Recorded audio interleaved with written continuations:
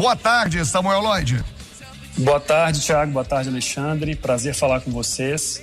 Bom, para nós foi uma surpresa, né? A gente está topando participar de um teste, né? Nós, clubes, a prefeitura escreveu esse protocolo de forma unilateral, sozinha, mas nós topamos cumprir todos os itens. Vários pontos operacionais a gente consegue melhorar, né? A gente consegue aprender com essa primeira e segunda experiências, mas a gente tem que entender que quem está sendo testado não é apenas o Mineirão ou a competição, né? Nós estamos testando também a capacidade do poder público em coibir, né, aglomerações pelas ruas da cidade.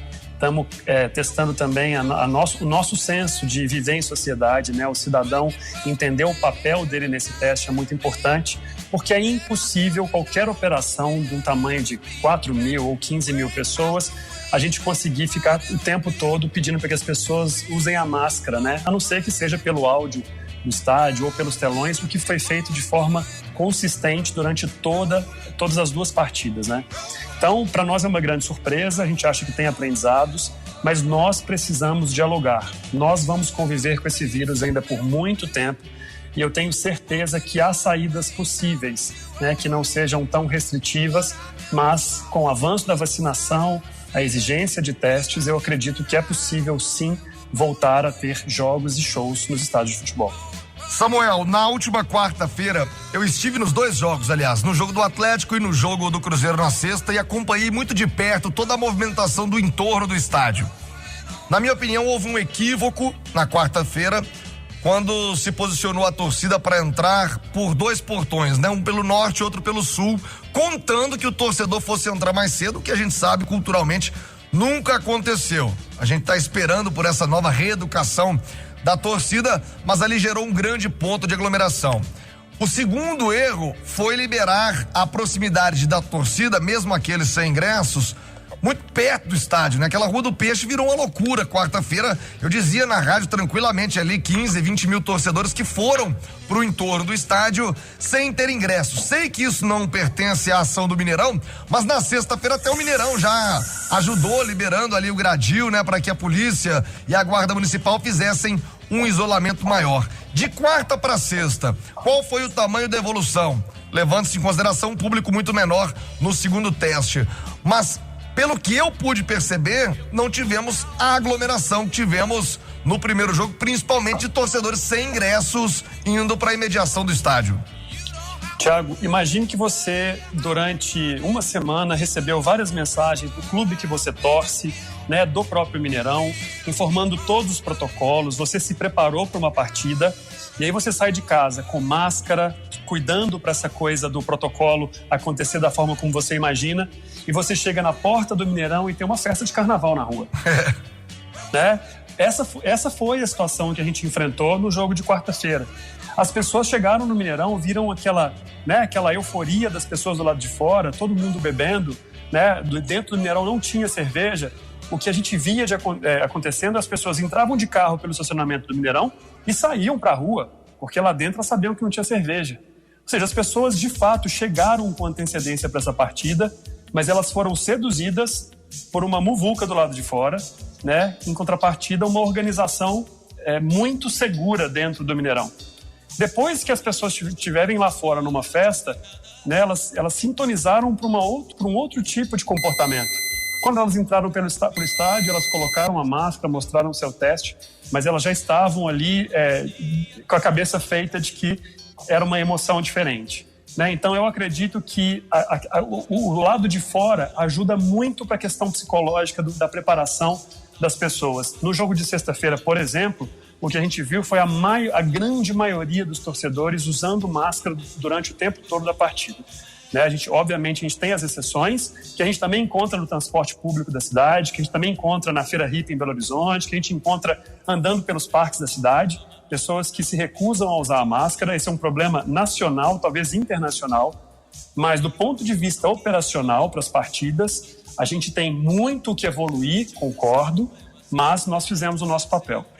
Aliás, já circula um vídeo, você citou a Feira Hippie, o presidente do Atlético, Sérgio Coelho, foi à Feira Hippie hoje filmar e mostrar por que pode a Feira Hippie, né? E por que não pode o futebol. Alexandre Simões, sua pergunta ao diretor do Mineirão, Samuel Lloyd.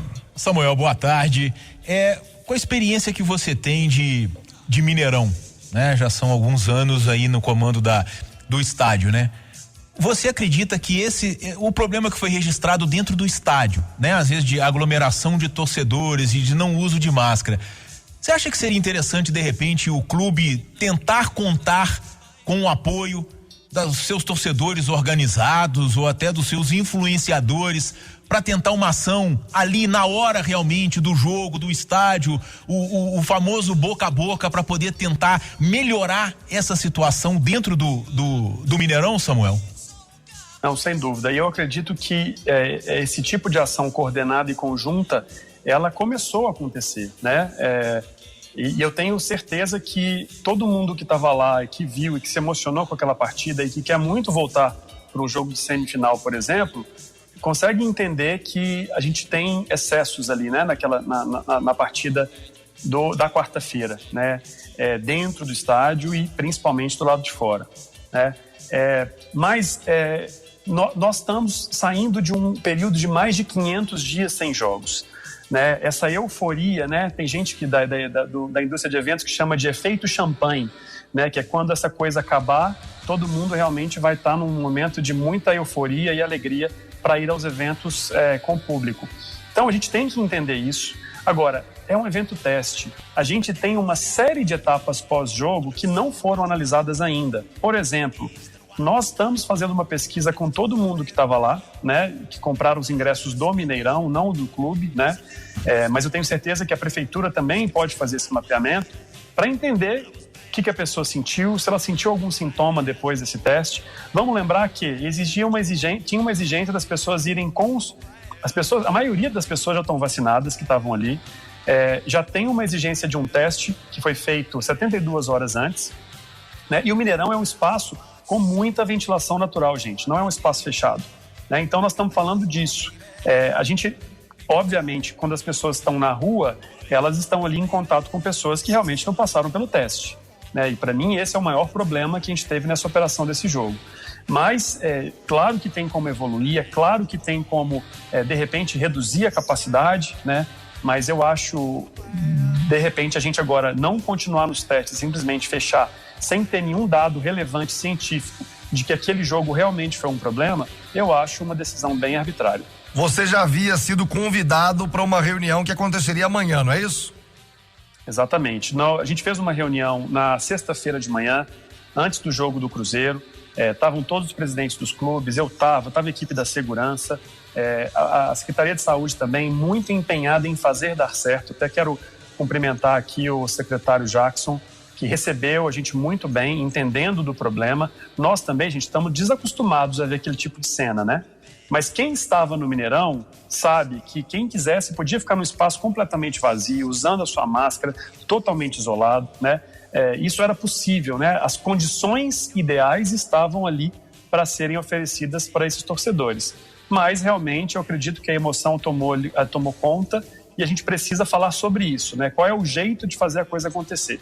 Vários produtores de evento da cidade também já se reuniram, trouxeram propostas para a gente. Vou dar um exemplo para vocês, da gente realmente isolar os blocos, né? Então a gente acaba com essa possibilidade de uma pessoa ir de um bloco para o outro do estádio, porque hoje as pessoas elas transitam dentro do setor. Como era o Mineirão antigo, né? Blocos. Como era antigamente, exatamente, né? As pessoas podem ficar dentro do bloco. Então você tem ali um cercado naquele bloco que evita que as pessoas transitem entre um bloco e outro, né? Então existem várias soluções que podem ser implementadas para a gente melhorar a eficiência, né? Mas, 500 dias fechados, o setor de eventos realmente não aguenta e a gente começa a perceber outras prefeituras de outros estados, inclusive grandes cidades como São Paulo, já anunciando grandes aberturas também, né? Então, eu acho que a gente tem que pensar nisso. Qual é o papel do poder público nessa organização? Qual é o papel do privado? O privado não pode ser responsabilizado de forma alguma por algo que ele não tem nem poder jurídico de fazer, né? E é o que a gente vê hoje por aí, né? As pessoas falam, o Mineirão errou, o Atlético errou. Não, nós estamos testando isso como sociedade. Tenho muita tranquilidade que a produção desse evento foi feita com todo carinho, com todo cuidado, seguindo todos os protocolos ao que cabia a parte privada desse show. Samuel, o que mudou de sexta-feira para hoje? Porque você me disse que sexta-feira a reunião foi usar um termo aqui da juventude, de boa, todo mundo lá, vamos, a Secretaria de Saúde, enfim, todos os envolvidos nesse combate à pandemia, no combate ao vírus, estava todo mundo com ideias promissoras, digamos assim.